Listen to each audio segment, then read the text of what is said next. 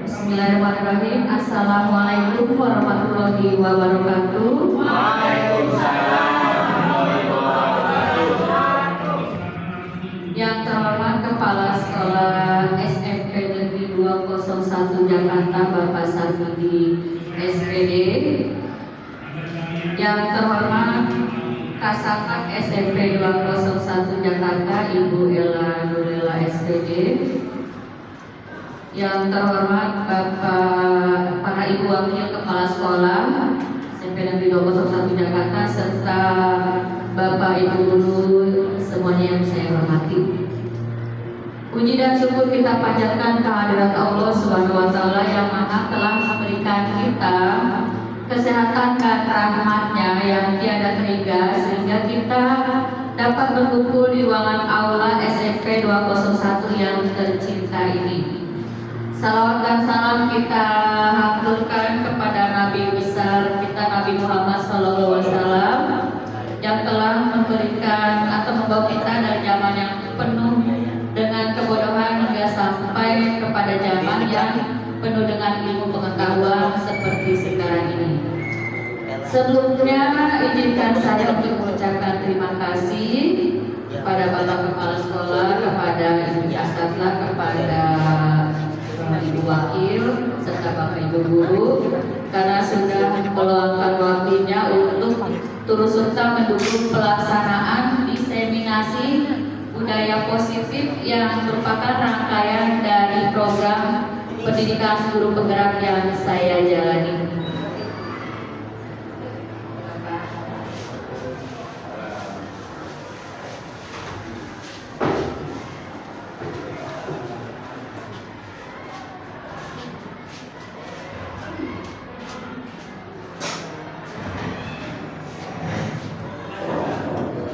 Terima kasih Bapak.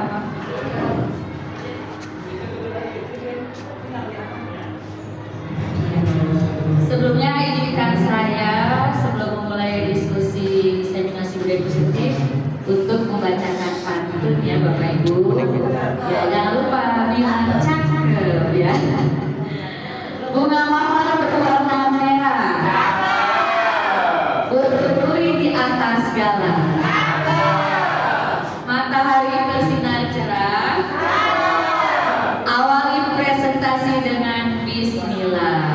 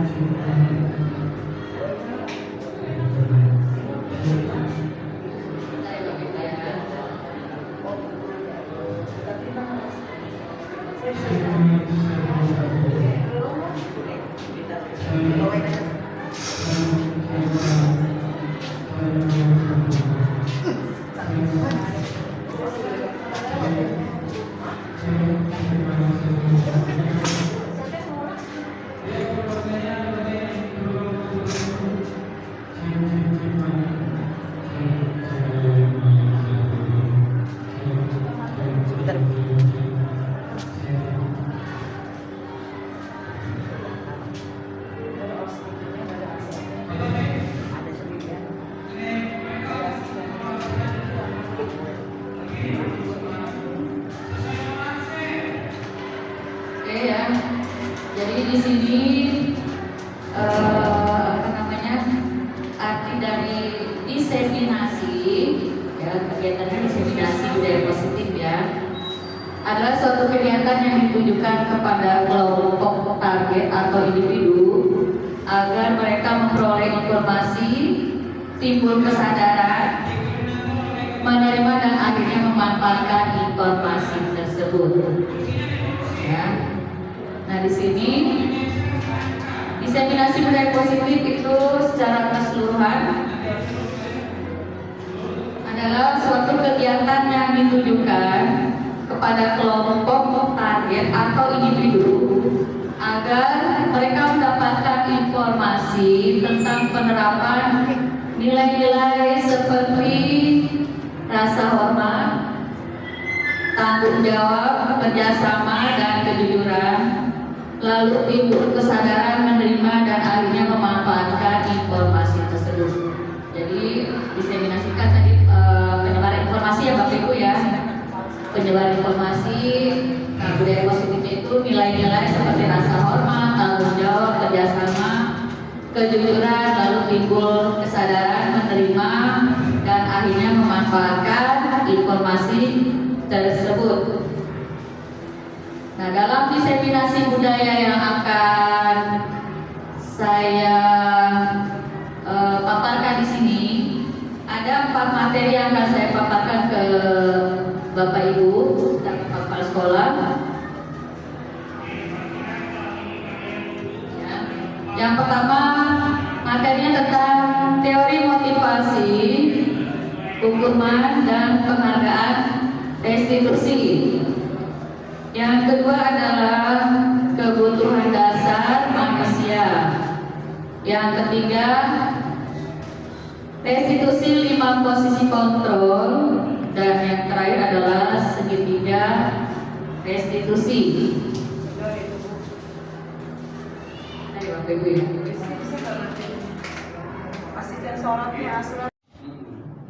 Ya, terima kasih Bapak Ibu. Kita lanjutkan kembali. Sebelum kita melanjutkan ke diskusi diseminasi positif, alangkah baiknya kita berdoa sebelum melanjutkan ke sesi selanjutnya.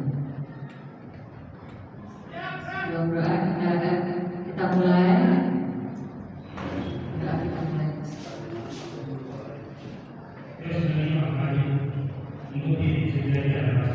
Sudah selesai. Terima kasih sekali lagi Bapak Ibu.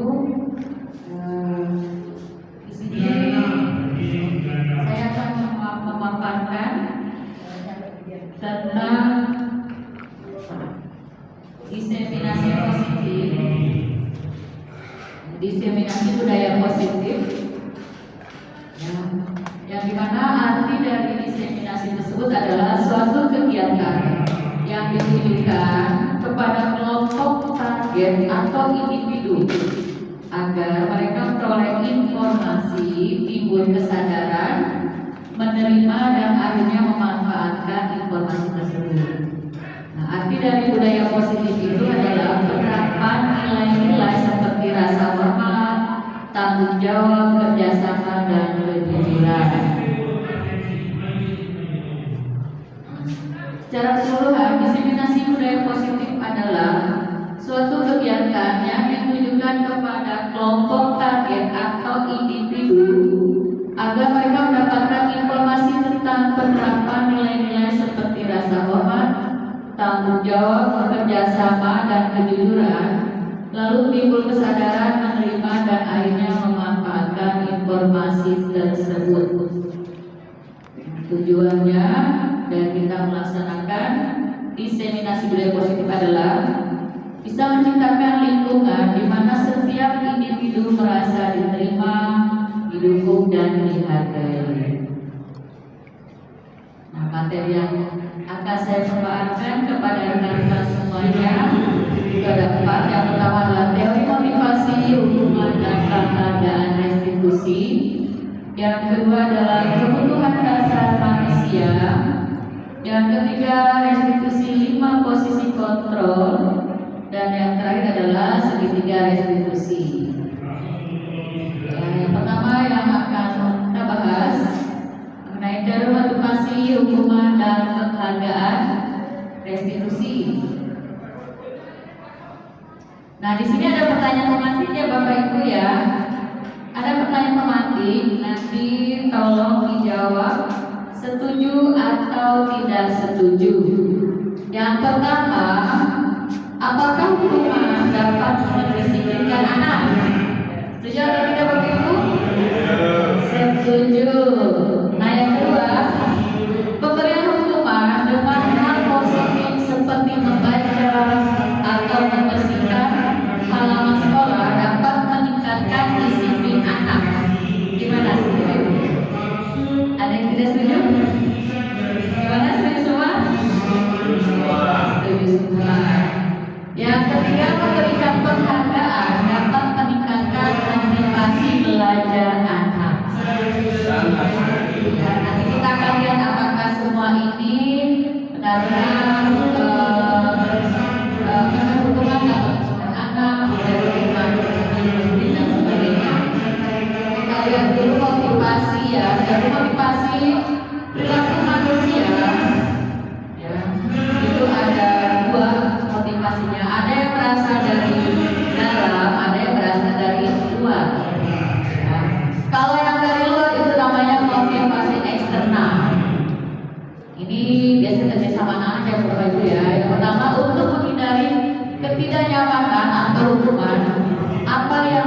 terjadi apabila saya tidak melakukannya.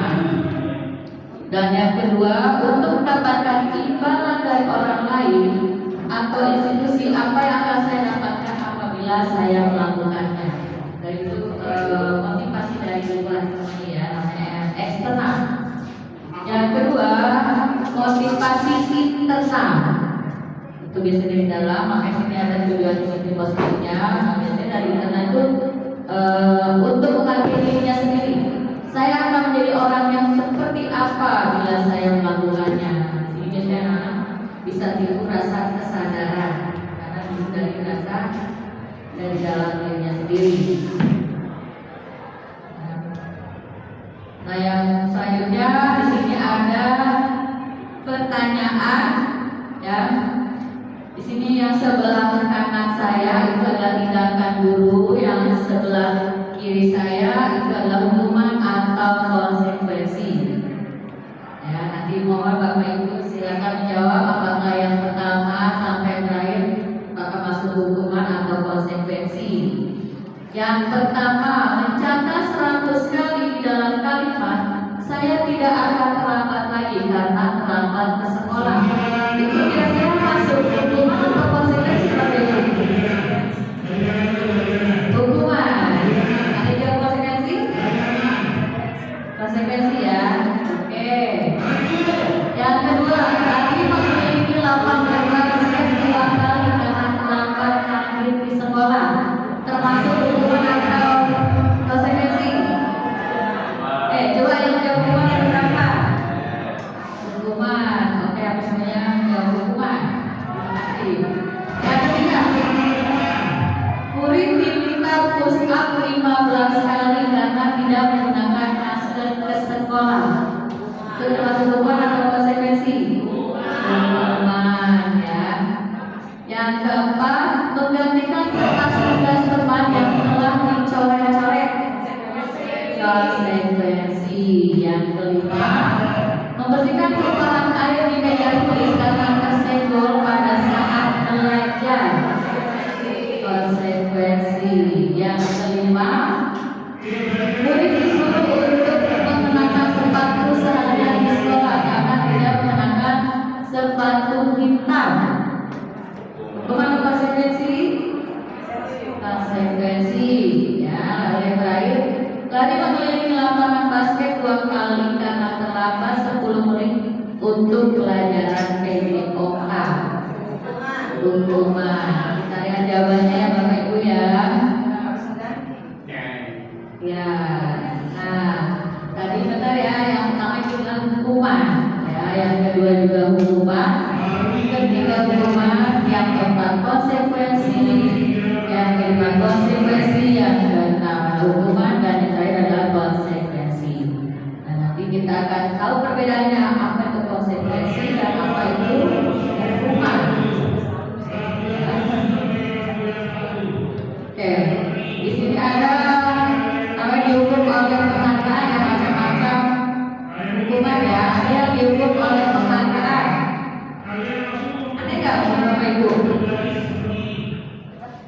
Dihukum oleh penghargaan.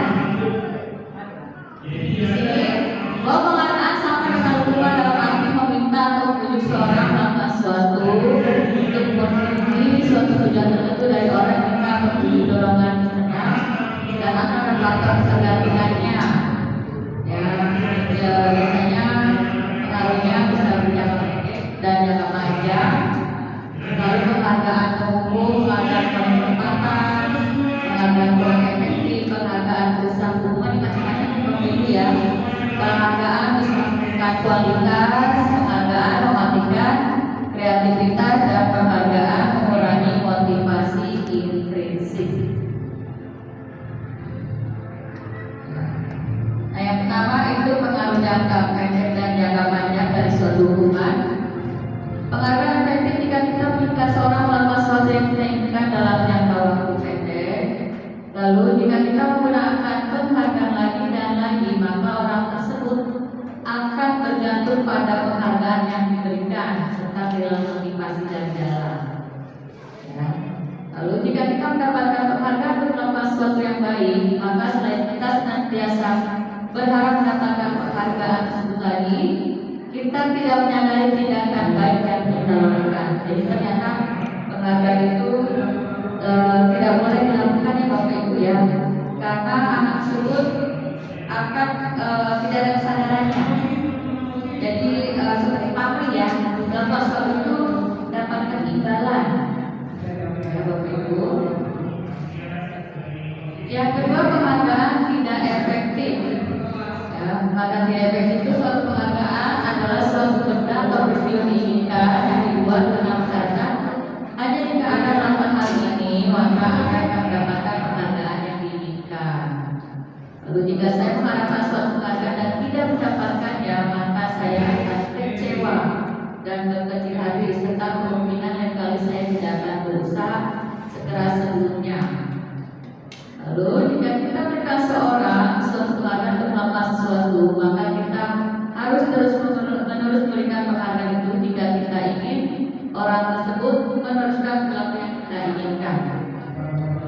Lalu orang yang berusaha berhenti merokok atau orang yang berusaha diet menguruskan badan, bila diberikan penghargaan hampir pasti tidak berhasil. Jadi penghargaan tidak efektif ya, karena ada sesuatu benda atau peristiwa yang diinginkan sebagai syarat ya, itu tidak efektif.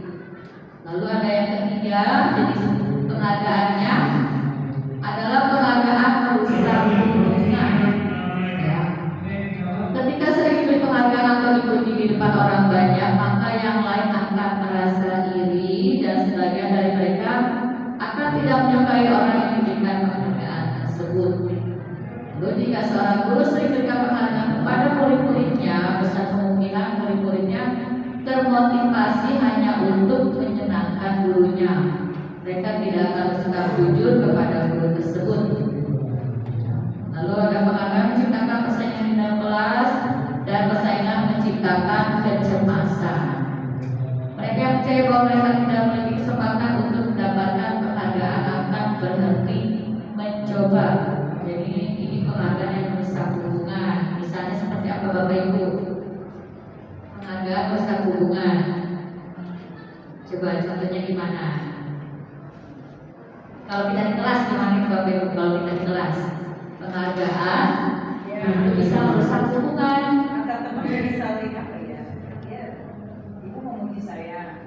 Nanti maaf, tapi karena mirip itu bisa ada nggak anak emas? Ya. Ibu Yaya emas.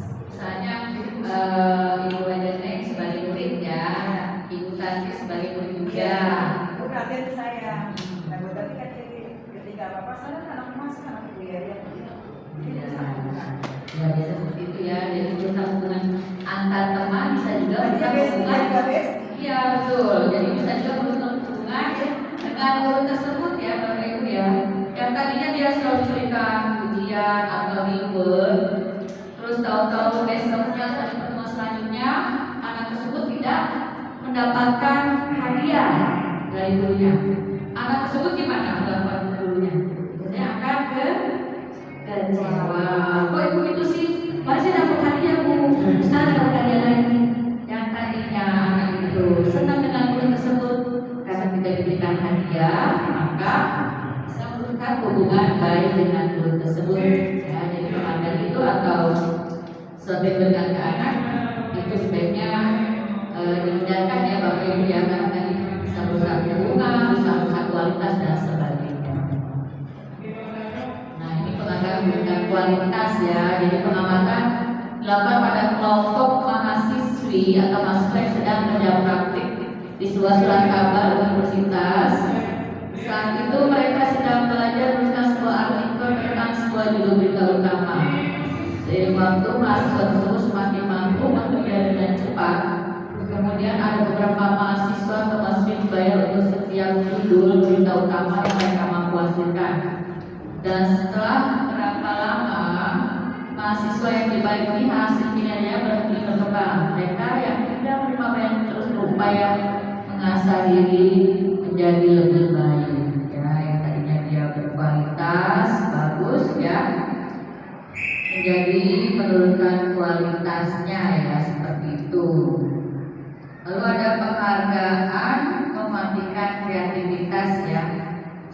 jadi kita berpikir mengenai hadiah atau penghargaan yang bisa mereka dapatkan bila berhasil menulis sebuah puisi. Kreativitas kelompok murid ini menjadi berkurang dibandingkan dengan yang tidak diberitahukan tentang hadiah yang bisa mereka terima. Lalu penelitian menunjukkan bahwa pekerjaan seni atau sebuah perusahaan cerita menjadi kurang kreatif bila dijadikan sebuah hadiah atau penghargaan.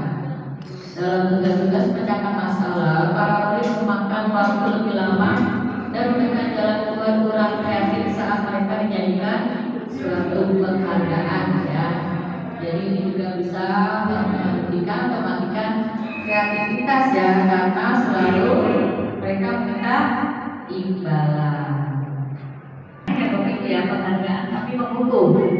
Penghargaan menghukum mereka yang tidak mendapatkan penghargaan, misalnya dengan sistem ranking, mereka mendapatkan ranking kedua akan merasa paling dihukum. Lalu memberikan penghargaan dan hukuman adalah hal yang sama karena keduanya mencoba mengendalikan perilaku seseorang. Karena orang pada dasarnya tidak suka dikendalikan dalam jangka waktu lama, penghargaan akan dilihat sebagai suatu hukuman. Jika suatu penghargaan diharapkan, namun Anda tidak mendapatkannya, Anda akan merasa dihukum. Jadi dia dapat penghargaan tapi merasa dihukum. Tadi kasus satu bagaimana Bapak Ibu? Dia hanya mendapatkan ranking kedua, ya. Sedangkan dia visinya menjadi ranking pertama, ya. Ada juga kasus itu anak SD, ya. Anak SD, anak itu kasusnya Bapak Ibu, ya. Biasanya ini selalu mendapatkan suatu ujian, ya, atau libur, baik berupa ada bintang, ada impor, ada offload, ya. Nah itu suatu ketika ada guru kelasnya dapati siswa-siswinya itu berbarisnya kurang rapi dan pada ngobrol.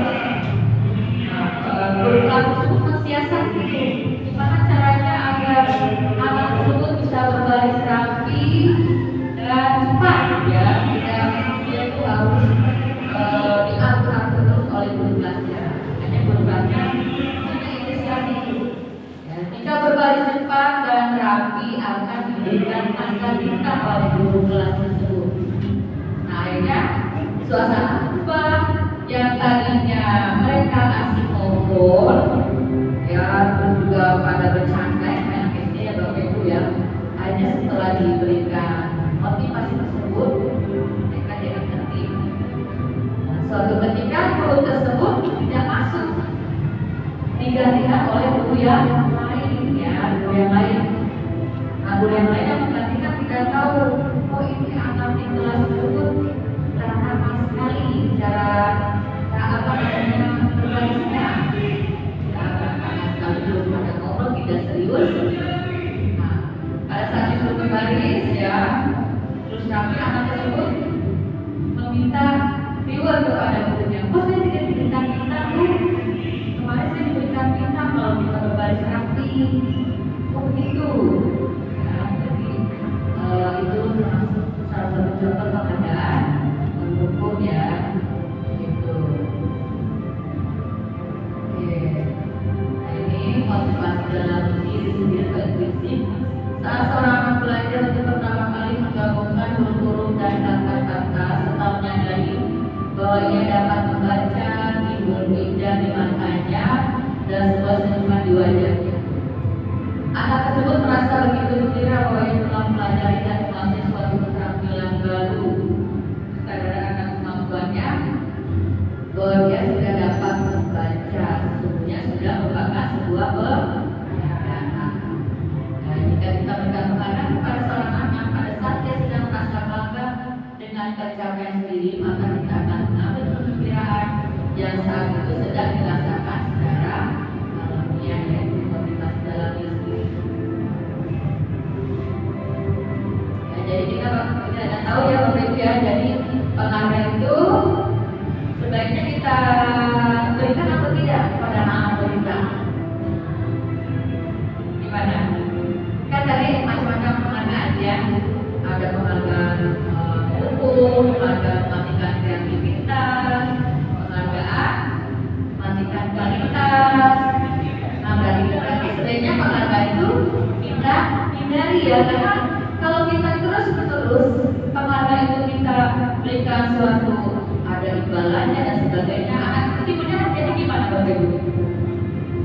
Tidurnya tidak ada motivasi dalam dirinya sendiri, tidak ada tidurnya kesadaran. Nah, jadi kita harapkan anak-anak kita, ya misalnya dalam mengerjakan tugas dari Bapak Ibu guru, nah sebenarnya kita biasakan mereka itu mengerjakan sendiri, lalu tanpa diberikan reward.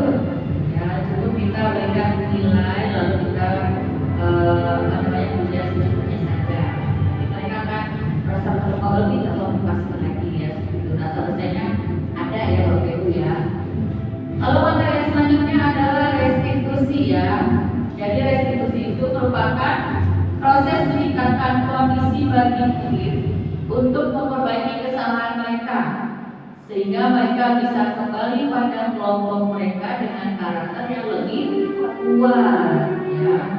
Restitusi juga merupakan proses kolaboratif yang mengajarkan murid untuk mencari solusi untuk masalah mereka dan membantu murid berpikir tentang orang seperti apa yang mereka inginkan ya, dan bagaimana mereka melakukan orang lain. Jadi yang namanya restitusi itu artinya bagaimana Bapak Ibu bisa memperbaiki kesalahan anak tersebut sehingga mereka percaya dirinya balik lagi, tumbuh lagi.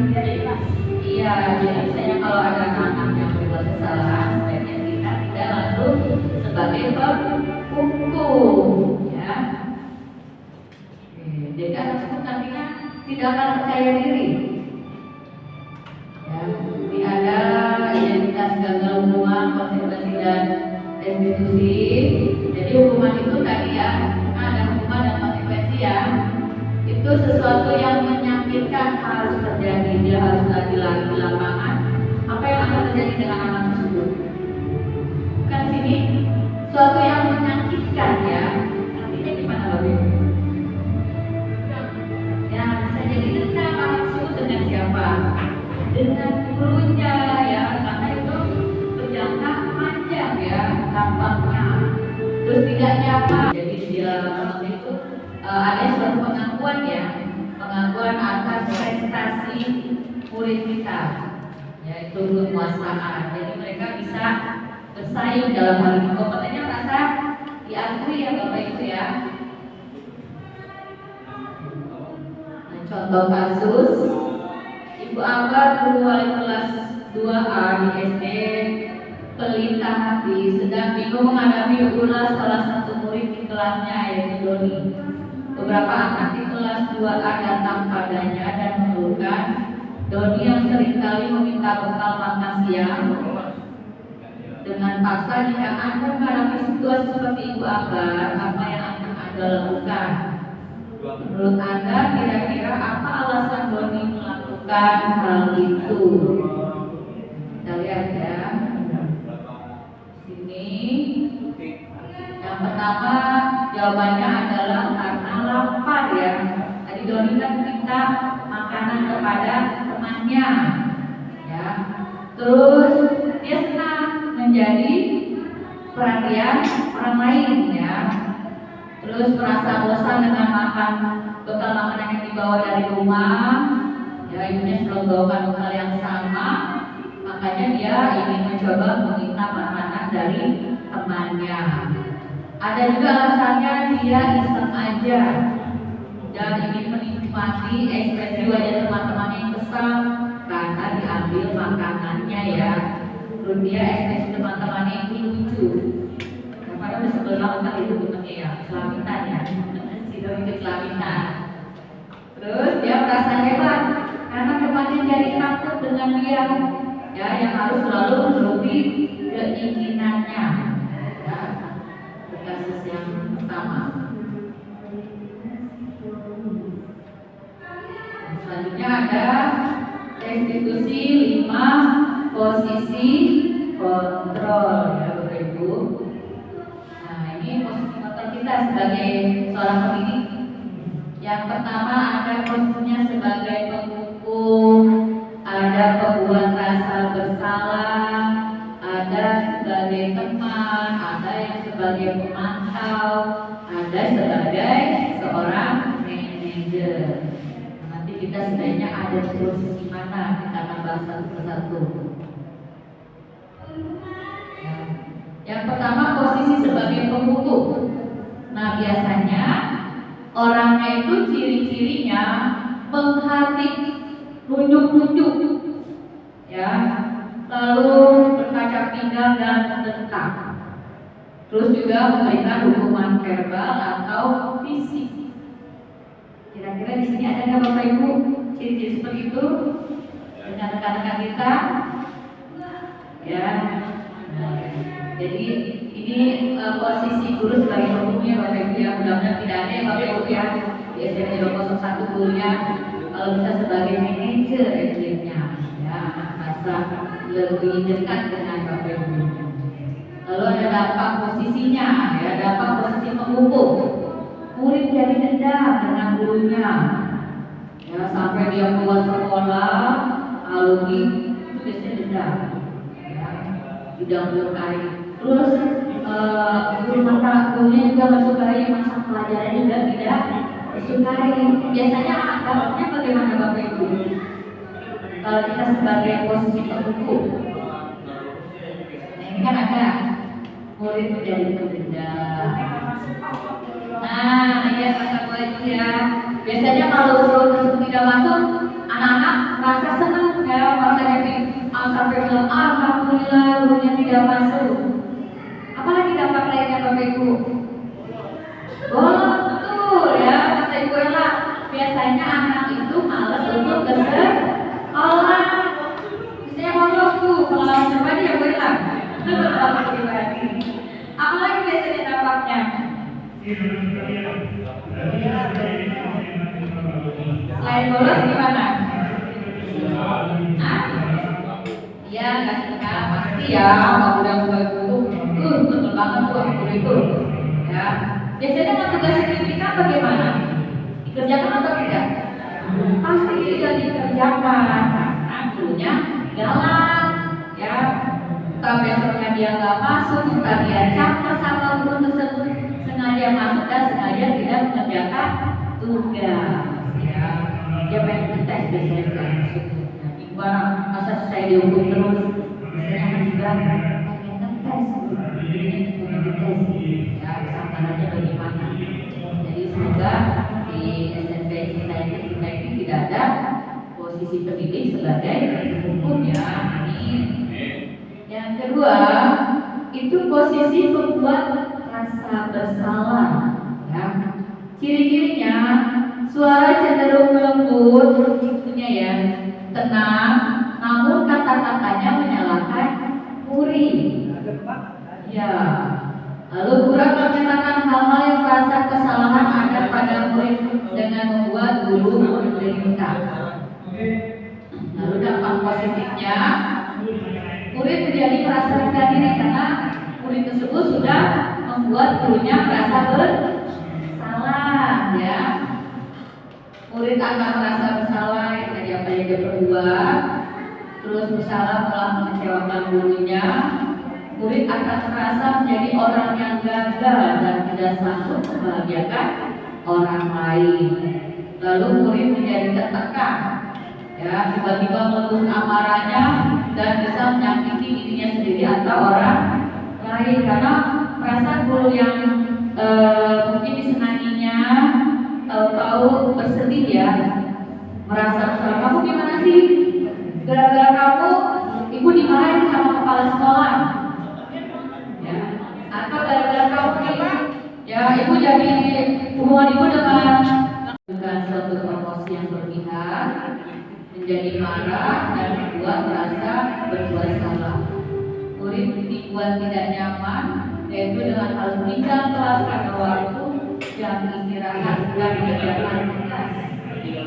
Guru tetap harus memantau murid pada saat jam tugas, jam istirahat, karena murid tidak bisa ditinggal seorang diri. Posisi pemantau juga kita hindari, ya, Bapak Ibu, ya, karena tidak mau tahu dengan masalah yang dialami oleh Zakari.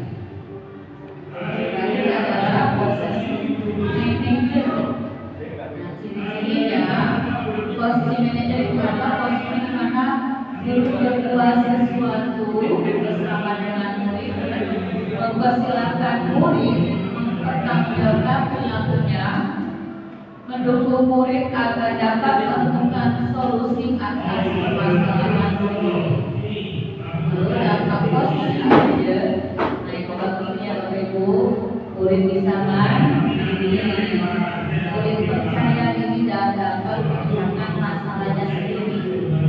Lalu murid dapat belajar dari kesalahannya dan mencari sebuah solusi untuk menyelesaikannya. Jadi posisi manajer itu guru tersebut bisa memerdekakan peserta dirinya. Jadi guru itu lebih dekat dengan muridnya, merasa dihargai, ya, merasa dia kepercayaan dirinya tumbuh lagi. Nah, pertanyaannya, ya, posisi kontrol mana yang paling ideal? Lalu posisi kontrol mana yang dapat menimbulkan motivasi intrinsik? Nah, menurut Bapak Ibu, tadi pertama, posisi apa yang paling ideal untuk seorang guru? Manajer. Ada jawaban lain? Posisi manajer, posisi pemantau, posisi pendukung, posisi sebagai teman. Oke, itu posisi manajer ya. Oke. Terus posisi kontrol mana yang dapat menimbulkan motivasi intrinsik atau dari dalam diri kita sendiri? Untuk kelas 9 jawabannya ya.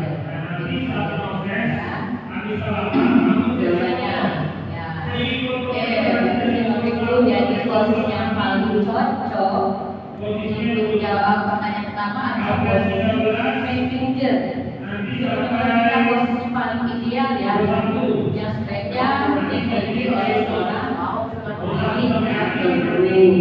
Di mana posisi manajer itu bisa menerapkan disiplin positif yang berpihak pada murid yang memerdekakan.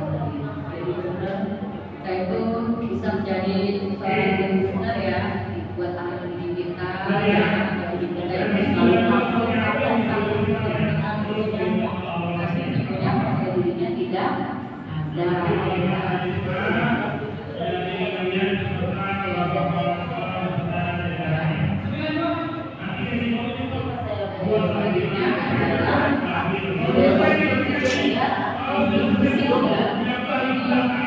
adalah diskusi adalah pertanyaan masalah ya.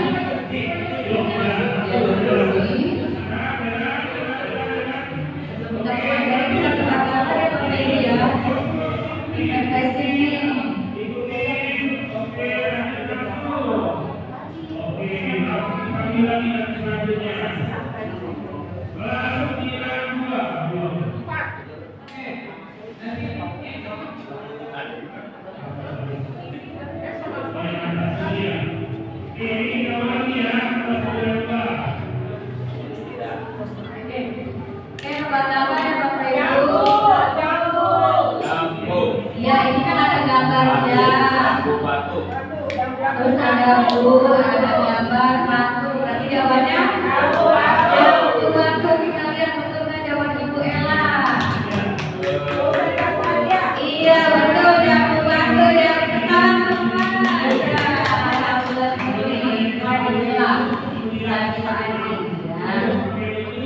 Lanjut pertanyaan yang kedua.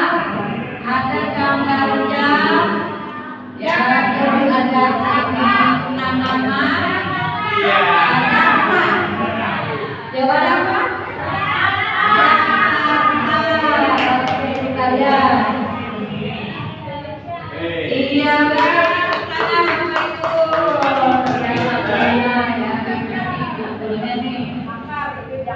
Iya. Yang ketiga, ada di sini Adamia. Terus ada gambar, ada tak.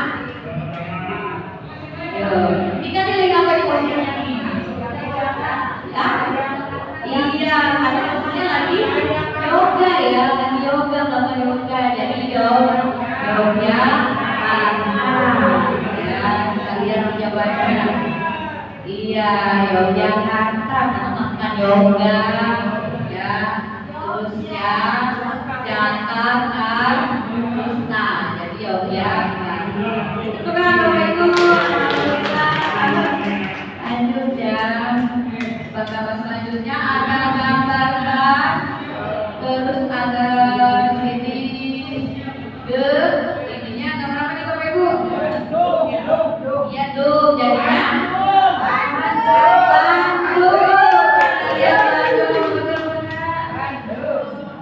iya, itu pertama lagi Bandung ya jawabannya. Ada gambaran, ininya dicoret, terus tuh Bandung ya.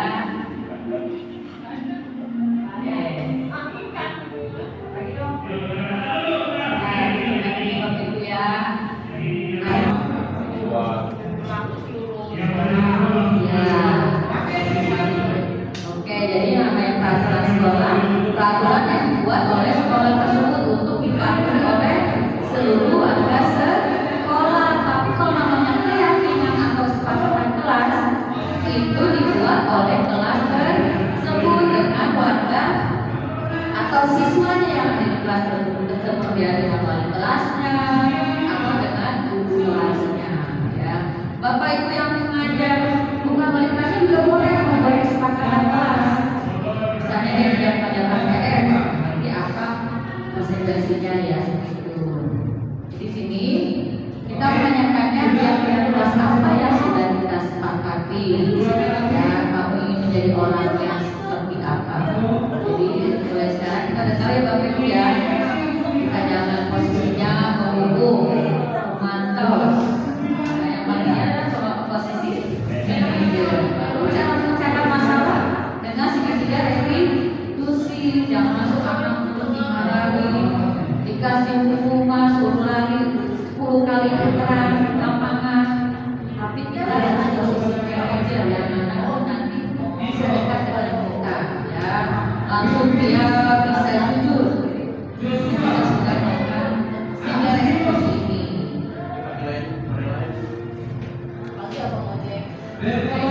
Ya, sudah. Kita lihat contohnya ya Bapak Ibu ya. Ini ada contoh. Kalian sudah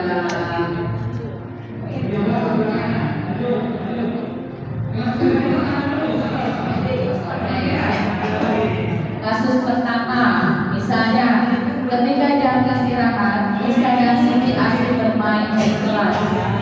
Namun tanpa sengaja, Siti mematahkan pulpen Isa sehingga buat Isa marah dan terlibat kagum dan pertengkaran pun terjadi di antara mereka berdua. Kalian menyelesaikannya bagaimana?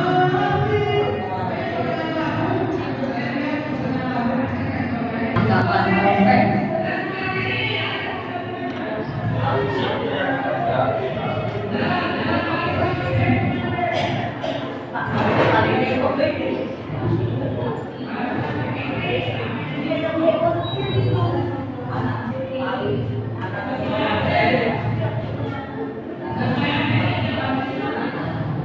Tindakan yang kedua, kita validasi tindakan yang salah. Kita sebaiknya memanggil anak tersebut ke ruangan kita, jangan memanggil anak tersebut di depan teman-temannya ya Bapak Ibu ya. Kasihan psikologisnya nanti terganggu, terjadi juga kan menjadi tidak ada.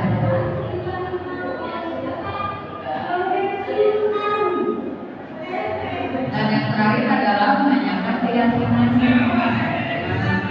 Dia sudah berantem di kelas dengan temannya, maka dia dengan sendirinya akan membuat jujur kata dia. Oh, kenapa dia sampai berantem dengan kelas sebelahnya? Ya, bisa diselesaikan secara baik-baik. Banyak Kak. Ya, lalu ada contoh kasus kedua.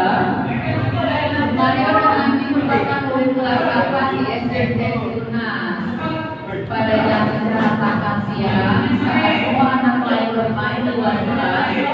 mereka diajak berbicara oleh gurunya wali kelas mereka, Bapak Joko di ruang kelas. Sini Pak Joko ya manggil Mario ya, Mario. Adi, Bapak tadi dengar laporan dari guru piket di kantin. Sepertinya kalian dalam masalah ya. Ada yang bisa Bapak bantu? Apa yang terjadi? Lalu Mario dan Adi menjawab pertanyaan dari Pak Joko. Iya Pak, tadi pada jam istirahat pagi kami melempar makanan di kantin. Tapi tidak sengaja malah melempar kena wajah Ibu Dina, kepala sekolah kita, yang beliau sedang berjalan.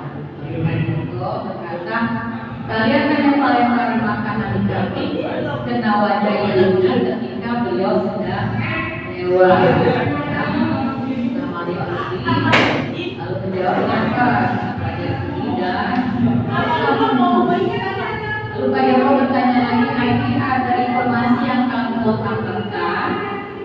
Lalu Adi menjawab, kami tidak bermaksud melakukannya, tapi Pak Joko bertanya lagi, tapi ya. Lalu Adi menjawab, tapi kita tidak sengaja.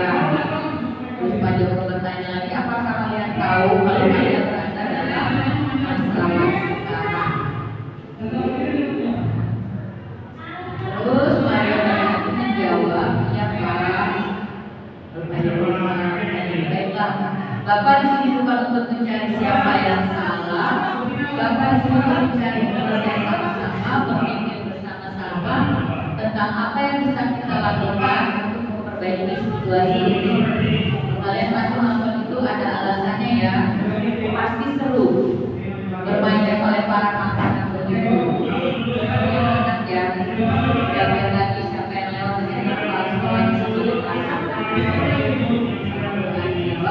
Ya Pak, ya Bapak bisa lihat banyak kasus sudah melakukannya. Tetapi yang kalian lakukan bisa merugikan orang lain sehingga sekarang kalian dalam masalah. Terus Pak Adi menjawab ya Pak. Ya. Terus Pak Joko, sekarang mari kita bicara tentang keyakinan sekolah kita. Apa yang kita percaya? Yang mana yang kalian lakukan? Lalu Mario menjawab, kita harus bersikap baik satu sama lain. Terus Adi menjawab keyakinannya, kita harus menghormati orang lain dan menghormati diri sendiri. Terus kalian berdua ingat dengan baik keyakinan kelas kita daripada ketika awal mereka melempar makanan dan memulai zina. Apakah ketika kalian melakukan itu kalian menghormati orang lain dan zina? Jawab tidak. Pak Joko berkata lagi, tapi kalian mendapatkan rasa senang. Menurut Bapak ada cara untuk mendapatkan rasa senang tanpa merugikan orang lain. Bagaimana menurut kalian? Lalu pelajaran menjawab, iya Pak. Jadi sekarang mari kita selalu memindahkan keyakinan kelas kita. Besok kita ke kantin dan kalian bisa berperilaku lebih baik. Ya, setelah 3 tahun dilakukan, guru dapat menanyakan kepada anak apa yang ingin mereka lakukan untuk memperbaiki situasi saat itu. Ya, jadi disitulah eksekusi dapat dilakukan ya. Tadi ada 3 macam restitusi ya, 3 langkah-langkahnya ya.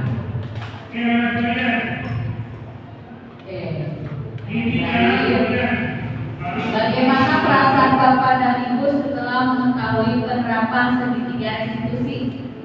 Gimana perasaan ini Bapak Ibu? Segitiga restitusi tadi apa aja yang pertama? Ada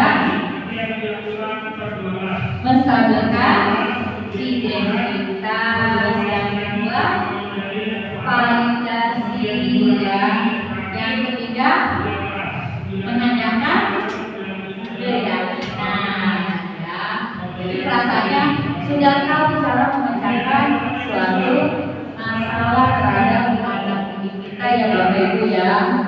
Jadi jangan lagi kita ngomel-ngomel ya, terus menjadi anak jadi tertekan, jadi tidak nyaman ke sekolah, jadi takut dan sebagainya.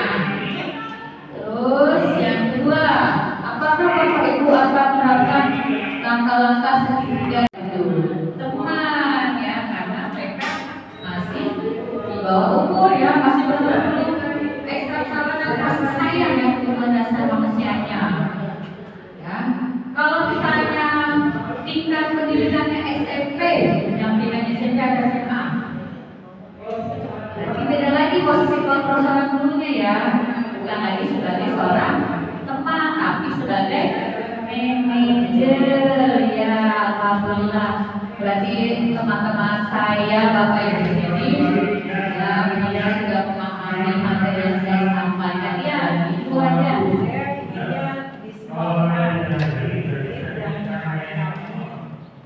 Luar biasa ilmunya, saya menjadi pribadi yang baik kepada anak-anak kita.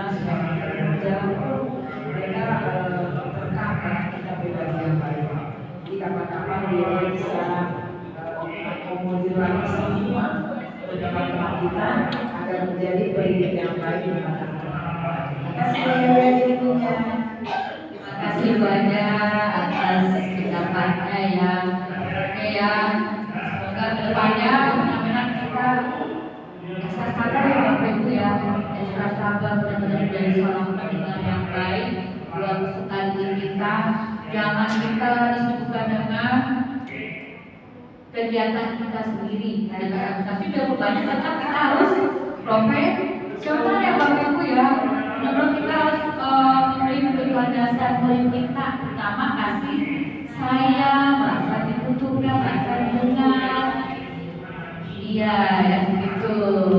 Oke, ya jadi materinya harus bisa dipahami oleh teman-teman semuanya di 201 sehingga kita lakukan bersama-sama ya agar kedepannya SMP 201 bisa lebih lagi, guru-gurunya bisa juga lebih kompak, lebih baik, dan lebih care, lebih peduli dengan kesukaan diri kita, ya bisa berubah dasar mereka dan semuanya. Ya bisa menjadi SMP 201 hebat, ya hebat. Yang tadi kita ada label hebat, jadi punya label hebat, ya. Oke, sebelum saya menutup diskusi ini, ya, saya baca satu lagi ya Bapak Ibu ya. Jangan bosan ya. Lalu panggilan cakep. Umur kakek sudah menua, namun masih mencari kekasih. Semoga bermanfaat untuk semua. Saya ucapkan terima kasih ya. Oke. Sebelum kita mulai diskusi ini, kita berdoa lagi ya Bapak Ibu ya, agar kegiatan ini bisa bermanfaat ya buat kita semuanya. Mari teman-teman kita berdoa sebelum menutup acara diskusi ini. Berdoa kita mulai.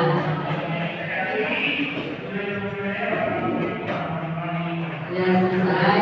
Sekali lagi terima kasih banyak ya Bapak Ibu sudah mengikuti diskusi diseminasi budaya positif. Semoga bermanfaat ya. Dan mohon maaf jika saya ada salah-salah kata maupun perbuatan. Ya, wassalamualaikum warahmatullahi wabarakatuh. Assalamualaikum warahmatullahi wabarakatuh. Perkenalkan, saya Yan Andriani, calon guru penggerak angkatan 10 dari SMP Negeri 201 Jakarta. Di video yang kedua, saya akan menampilkan proses tata cara pembuatan keyakinan kelas. Selamat menyaksikan.